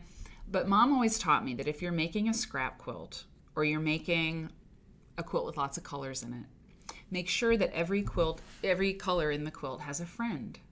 So if you have red somewhere in your quilt, make sure there's red somewhere else, even if it's just a little bit. And so, is red a predominant color in Constance? No. But there's red in it. So that red calico was going to work because it had a friend. You really need it. And it's so interesting. And when I used to teach, quilt classes, I taught a 1,000 pyramid class. It was about like monochrome. Anyway, and we talked about it. If you have, a gold fabric in your quilt, unless you want it to be an accent color, gold's got to appear somewhere else in your quilt. And so with Constance, that's the idea, behind the red. So this one, yes. And I was going to say, yes, Mary, please. I think that's why it's so great to kind of audition your ideas. Yeah. And I know a lot of you do this because I see you doing this on Instagram. To audition and say like which looks better, what makes it pop. What colorways should I use, and it's something unexpected. Like I might not have immediately picked that red. I might have picked like a dark blue or a complementary blue or something, but. Oh my gosh, that red is perfect. Yeah. Absolutely perfect. It makes it pop. And you know what I think too, Steph? I'm so glad you like it. I do too. Constance is like, there's Constance and then there's Holden. Those are my favorites, but they're all my favorites. But yeah, but I think also the reason it works is that red is so vibrant and juicy, and it's a friend with the blue because the blue is also that like saturation, pastel, like no way, it had to be bright. So that's just like kind of the idea behind that. This one, I'm surprised. I have to say, I'm surprised this one hasn't sold yet because I think it's one that's really great. It's really great. And this is one where the binding is different. Okay, so this is a windmill pattern, and Stephanie Patterson, the other Stephanie, long-armed this. This quilt was photographed. I should get the photograph of what I saw on eBay. Like I said, not all of them came from online, but this one did, and it was photographed, I'll grab it, on a farm. This particular quilt top, remember, it was a quilt top first. And I just loved it. I'll grab the picture. That's actually important. And the quilting is like this vine. It's a vine that grows up the quilt. Okay, here we go. It was photographed on a farm, and there was a barn in the back, and there was something about this particular quilt. I was like, Jack and the Beanstalk. It just seemed so like farmy, and let me get this picture for you. It seemed really farmy, and so I wanted it to have that. And I think maybe there's another picture that's close. Yeah, it's kind of these I don't know, these Jack and the Beanstalk like things. And I'll open this picture for you so you can see what I mean. Here it is. Okay. And the binding on this particular quilt is different. It's different from the backing. And I think this is also a thing that my mom taught me, or at least showed me. Do you see it's that stripe? It's a little stripe, and it's turned so you have this, this little stripe. And you see there's a friend in that too. There's stripes in the quilt. So that makes sense. Big polka dots? No. I don't know if you'd use that for a binding anyway, but that made sense to me too, that it was a binding that had a friend, if you will. Okay, let me do this. Okay, great.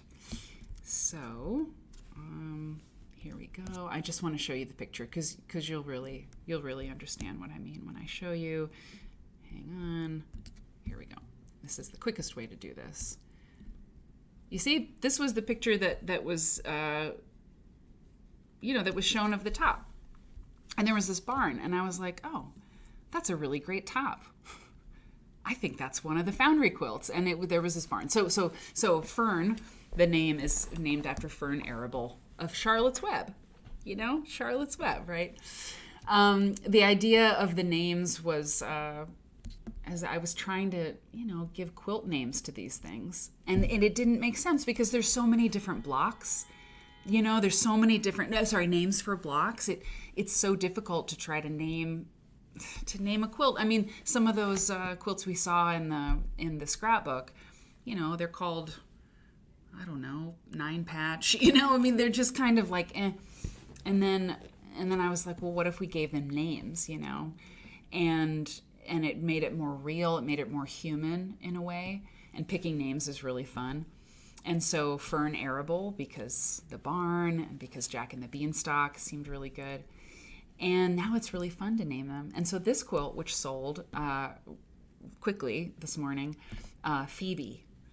And I can't tell you who did the piecing on this quilt yet. It's going to be a surprise. So it's interesting because this quilt sold and like a celebrity quilter finished this. And I literally can't tell you who it is, but I think that it'll be clear, and you'll be the first to know, by the way, if I can share. But a celebrity quilter, and the person who bought this doesn't even know that yet. But I'll tell you how this started. This quilt started as these four patches. So it's this 16 patch, that you see now, split it up into quarters, like into quadrants, right? This quilt top, Phoebe, that's so fabulous, here's a flat shot of it, began as just 4 patches that were found by the person who made this at, I think at AQSG seminar, maybe, at the American Quilt Study Group seminar in San Diego in October. So the quilter who made the 4 patches didn't get the quilt done for one reason or another. And they survived these 4 patches. And then, however many years later, maybe this quilt is dated 1910, or the blocks 1910, 1920, something like that. 100 years later, these blocks that survived get put into a new quilt by a quilter today. And look what happened, Isn't that, it's cool, right? Yeah, Mother Nature, right. You can use those celebrity quilters to increase the price. Hell yeah. Lisa says, yeah, maybe. Maybe they did show up. Maybe they did show up at one point. You watch the show enough, you might be able to, you get the inside scoop, let's put it that way. So I love the way the quilter did this, how she took, or he, I don't know. This person took the 4 patches and put them together into 16, and just the ruby reds, right? And look at this photograph.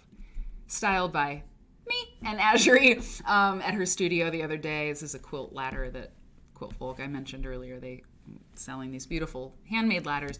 Anyway, Phoebe, man. I mean, it's a quilt collaboration across space and time. That's what it is, and this one sold right away. And the black solid, that's the quilter's choice. That's the person who put the quilt blocks together, said, you know what, that black has a friend. I'm going to make this sashing.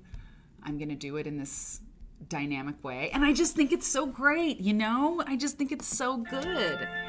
What's on the back? Oh, do I have the back? No, I don't have the back. That's Roxanne. I love Roxanne so much. Do I have I feel like I did grab it. Hold on, let me just see. There's so many pictures I grabbed for everybody. Hang on. Show all tabs. Did I do it? I feel like I did it. Yeah, I didn't do it. I'll grab it though. I know where it is. Here's another one on the ladder. We took 2 pictures on. This also was made by a celebrity quilt maker and also sold really quickly. So 5 of the quilts that we put up on the site sold today, and so there's 7 left. This one went quickly, and the blocks that this person used were Depression era, 1940s, also half square triangle, or they were quarter square triangles. I forget. If you're at the show right now, don't say. But I have pictures of the process too, and there's a few modern day fabrics thrown in too to finish up the blocks, and the cornerstones and the sashing that you see were put in by the quilter today because she wanted to make the pieces stretch to be enough for a full quilt. So this is Billy. There's a nice detail shot of Billy. The polka dot's so good. It's so great. It's so much fun. Some Mary Fonz fabric. It's true. Bridgewater, you saw it. I wasn't even going to say it, but you saw it. Yeah. I had a fabric line for a hot minute, and that little this guy right there, that was part of my fabric line. Thank you. I wasn't going to say it, so you made me say it. But that one went today. So a couple other pictures, and then I'll show you something no one has seen. I guarantee you that. Let's see. Okay, well, let's go there. So there are tops that are in process, and I'll show you 2 of them that we were able to photograph the other day. So this top, this is my office. It's behind me right now. This top was purchased at American Quilt Study Group seminar in San Diego in October, the big meeting of the Quilt Nerds, And Mike McCormick, who was there from Quiltfolk, actually bid on this top at the auction that they have on the closing night, and it's so great. I mean, I say this a lot, but I'll say it, in terms of a patchwork and applique traditional style top, this is it's the coolest, it's the most darling, beautiful little thing. The dots, Bridgewater, the dots. I mean, Kate, you're smiling, right? It's so sweet. It's so sweet. I can't stand it. It's the dots. It's the cherry dots, right? So this is the top hung on the whiteboard. And you kind of wonder, was it supposed to have the little leaves maybe, and they didn't finish? Or I mean, I would assume that they appliqued them when they were blocks, before it was all put together, but I hadn't ever thought of that. That's so great. Yeah, it's an interesting choice they made. It is. It's I don't know, they look like almost like little video game characters, or like little, robots or something, but little cherries, and I just love the scale of it, everything. And if they're auctioning it off at American Quilt Study Group, it's got to be pretty good, right? It's they also think it's special, these quilt nerds, There are some of the mini books, that appear on this show on my shelf. Oh, what could it be? Oh, are these quilt tops ready for production? Okay, so here we go. So this top is not yet. Come here. Oh, just chill. This top is not yet done. Here's a detail. Oh yeah. Well, you'll see a better detail picture. So the other day when we went to photography, I brought that top. And we photographed it also, and because it'll be finished and it'll be available in the Foundry, and it, it's been so scary because I didn't know, is it going to work? And of course I wanted all the quilts to sell out immediately this morning, and I couldn't sleep last night, so I woke up, I went to sleep at 6 o'clock or something like that, and I woke up at like 11, and Mike had texted me, that these certain quilts had sold, and I was so excited. And it's great, but I wanted everything to sell right away, and it hasn't yet. But I mean, almost half is like kind of the goal that we had. Anyway, so I forget what I was saying. Okay, yeah. So here's a little style inside scoop. The style shot of this is truly stunning. Thank you. Okay, and thank you so much. I didn't like it hung on your whiteboard, yeah, but yeah. It really, I mean, the quilt ladder. Right. I really like it. And thank you, Steph. Very graphically pleasing. It's great, right? And I mean, here's the thing. Here's a little style tip for you. So I hung it like this. At the studio. My computer has so many images loaded. It's like not. And I hung it really nice, right? I did it really, nice and tidy. And it takes forever because a quilt top, some of these are pretty hard to work with because they're not square, In fact, one of the quilts we didn't launch is like, it's so not square that it's tough. And the quilters who finish these, and I'll tell you, one of the people who finish them, and you will know more in the future. But, it's like, it's not easy. These vintage tops have a whole thing about them. You got to work with them. You have to repair a few things sometimes. And so anyway, I folded this beautiful quilt top, but something wasn't right about it. I was like, it doesn't look as beautiful as it needs to look. And then I was like, it's a top. Let it breathe, baby. Let it ride. And so I just draped it, and it's totally better. And we took one of the plants away. That helped too. It was like covering up. But letting it be what it is, and flapping in the breeze. Migrate cats, ooh, 2 plants, yeah. They almost look like chickens. Oh, that's sweet. Bridgewater. Let that top go braless. Yes. That's right. So this one will be around. Okay, so here's the other one. This is wild. This also came from AQSG. I loved this thing. I don't know if Mike loved it as much as I did, but I was like, yes, this quilt has huge potential. So there's the top hanging on the whiteboard here in the office. And there it is, It's great. It's going to be great. Another style tip, when you're hanging a quilt or styling a quilt or a quilt top with really bold sashing, it can be tough. It can be tough to style because because the big lines, they, Steph, you nodded your head. I mean, it's like they get cut off and stuff. So it can be tough. You've got something that got so much going on. Exactly. It really competes. Exactly. Here's the quilt top in it's not a terrible office, but it's, it's yellow, the yellow lights, and oh yeah, I had a detail shot of the other one. Okay. But anyway, yeah. So it looks much better when it's like this in pure light. And then there's this one. This is the last one I've got for you. But I got this the other day. There was an auction where 3 quilt tops were being auctioned, and I got them. I paid what I thought, they were worth.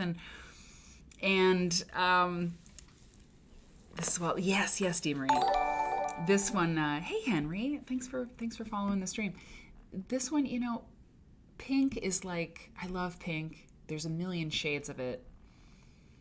And I don't know, when people put a certain pink with red and white, it just makes me happy. It makes me think of peppermints or peppermint ice cream or something like that. Again, another moment where I'd let the top be a top, because I tried to fold it really nice and neat, and it just didn't work, But look at this ruffle. This is like hot pink, like it's just so great. So it's interesting because I've gotten a new appreciation for quilt tops, and what they do and how they are. And anyway, so I think this is, it's another shot of that, and then a close up. And some of the quilts, like I said, they have some, there's some staining. Sometimes there's some staining, and like I said, we are picking tops. I'm buying tops that aren't tragic, and it's, a lot of them they just don't look so hot, But the quilt that I want to end on, but I also want to say, I'm going to go back to this one. I can tell you, I can tell you who finished this quilt. Our own Stephanie Cake. Our own Stephanie Cake did the big stitch quilting on Jacob. And it was one of the first quilts that we did. And this one sold. It sold. It's one of the 5 that went quickly. And it was it's the most recent one that sold. And I mean, of all the quilts, and I'm not just saying this, it is like yummy. It's so yummy because the yarn dyed woven on the back, the gingham check, it's so soft. And your big stitch quilting brought that out. We're going to do more of that big stitch quilting. Yeah, tell me about it. I mean, obviously, I love all of these quilts. Yeah, they're good. Fantastic. Awesome. I have to say, because I do so much handwork, and I have to say that, I mean, I'm kind of partial to it, and it really does. If you've never done hand stitching, give it a try, because you keep working it with your hands, and it just makes it softer and softer. You can't get that on a on a long arm until you've like washed the quilt and used it a bunch. Yeah. But you can start that, like, it's like raking in jeans. Exactly. You can start that raking in process. That's exactly it. It felt worked. It just felt, I mean, I love all the quilts. Yeah, me too. But if I was going to wrap up in one, it was this. I mean, it's this one. It's really great. And I'm going to grab a picture of the back, because the back is it's really great. Yeah. So the last one I'll show you, and I actually have to grab it because I want to do that. The first quilt that sold was, oh no. Hang on. I got to show you Holden. Holden, my little guy. He's my little guy. Okay. Yeah. Maybe, I mean, I don't know. Maybe I should save some for next time. But this is what we're doing tonight. I won't talk about the Foundry all the time. Rebecca, named for my sister, my younger sister Rebecca, because I don't know, it seemed right. It's this beautiful quilt. Oh yeah, I got one more. It's a red and green applique. I'm pulling it up right now. It's a red and green applique quilt that we spent the most on the Rebecca top, and because it was expensive. You'll see why. And the person, and I knew, and I say this in the description of the quilt, I knew that to do it right, to do this quilt justice, we really had to spend a lot of money on the quilting, the long arm quilting. And through a Quilt Nerd suggestion or connection, I found the quilter who did the work, and I'm going to show you Rebecca and just the beauty of this quilt. And it was like I said, it was the most expensive quilt that we priced.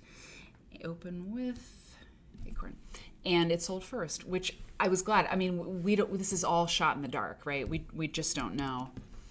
And that's Rebecca, and it's so beautiful, and I can show you the flat shot of it too. But that's about 1870. We've looked at green and red quilts before, and that's about like the Poufs collection. We've looked at the green and red quilts that they made. I mean, it's a popular thing around that time. And this quilt top, it's like I wrote in the copy for the product page. I mean, why didn't this person finish the quilt top? So much work went into this particular quilt. I mean, look at this applique.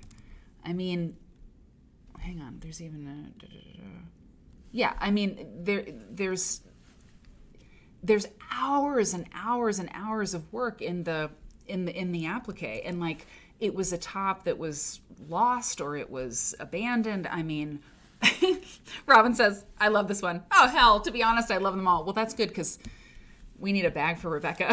We got to work on that. Monday we'll get back to work. Why didn't the person finish it? You have to wonder. And this is the flat shot of it. And that's another reason why the pricing has to be what it has to be, because you got to take a flat shot of these, which means rigging the camera. Here we go. Rigging the camera up high. And I mean, I don't want to take the romance out of things, but like, these quilts are, you need a lot to really do them justice. So here's the flat shot, and I'll zoom in on this.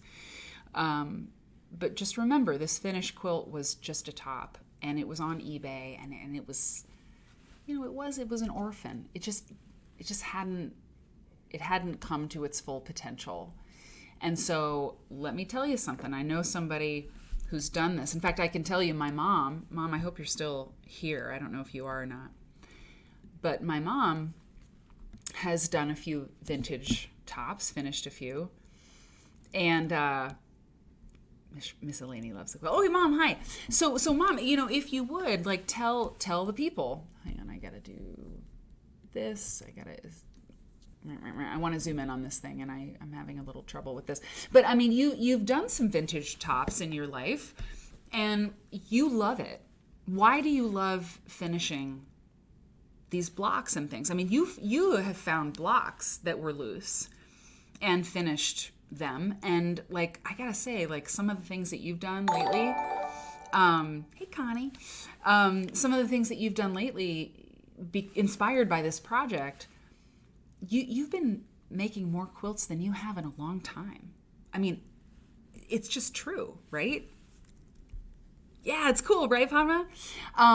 Yeah, I mean, you really have kind of, you've been really excited about it. And I just wonder, like, what do you like about it? I'm sure you're typing something now. As you can see, like, this top has some discoloration. Like I said, it was the first one to sell.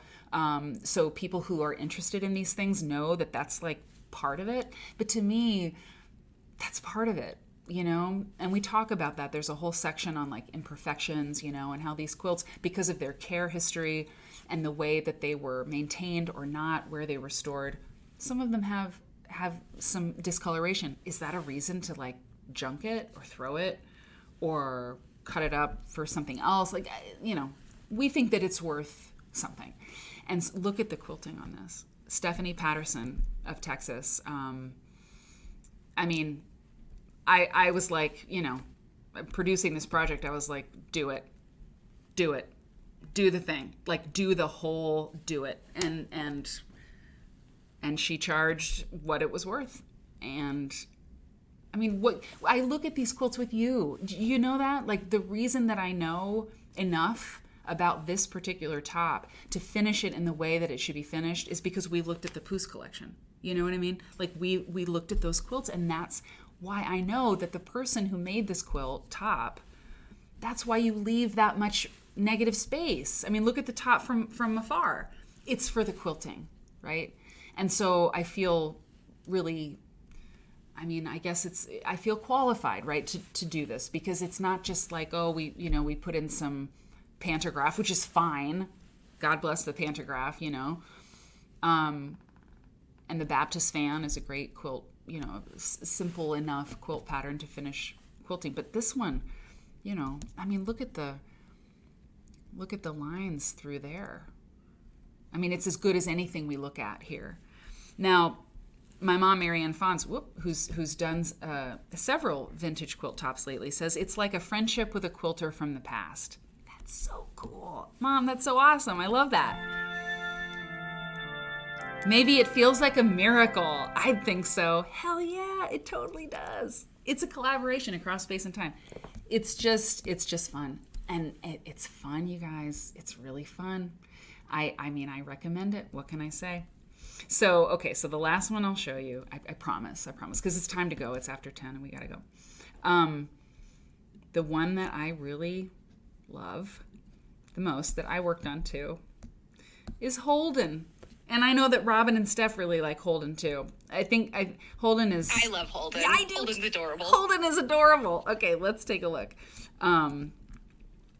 So Christy Hughes out in Connecticut, I sent this one to her. This is a corduroy quilt top that, hang on.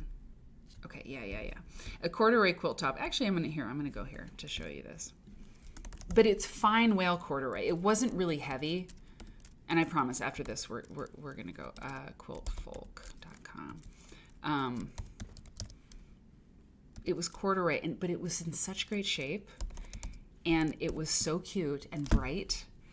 that I was like, I'm going for it. You know, I'm going to go for it. Here's the Foundry page.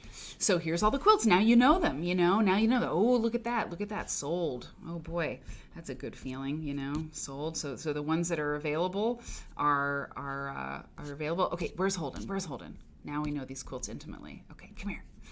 So that's so great. So it's this corduroy, and it's like, you know, adorable. And I was like, how do we finish a corduroy quilt? Like, what do we do with this thing? Oh, sorry. What do we do with Holden? Oh, I gotta grab it off the thing because it's corduroy. So how do you finish it? You know, you can't really quilt it, can you? You know, you can't really. So I'm gonna grab it like this. Sorry, hang on. You can't really quilt it. So do you tie it? Well, that's the only way to do it. So that's what we did. And Christy started it, but then when I got it, it wasn't done. There weren't enough ties on it. So I added them, and I worked on it here in the office, and I added ties, and I left them long. It just was right, you know. It was right to. And Yvonne, who's been involved in this project, is still involved in this project. Said black. We talked about it on a co-working stream. Some of you will remember. I was like, how do I finish this quilt? And I didn't talk about what we were doing. You know, I couldn't spill the beans, but if you've been around, you know, you kind of know what this has all been. And it was Ivana. She was like black. Because when you have a quilt with this many colors in it, and it's kind of wrinkled, some of the corduroy is kind of wrinkled. I took a steamer to it and I tried, but I didn't. I think you can get the wrinkles out, but I didn't want to. I don't know. I was so afraid of messing things up before photography. But when you have a quilt with this many colors, you know, yellow? No, because the yellow wouldn't show up against the yellow blocks. Red? No, too much red because the cornerstones are red. White, again, the only color that wasn't in this quilt top was black. Ivana was brilliant. She knew. She absolutely knew what to do. And I am very grateful because she was right. And so, yeah.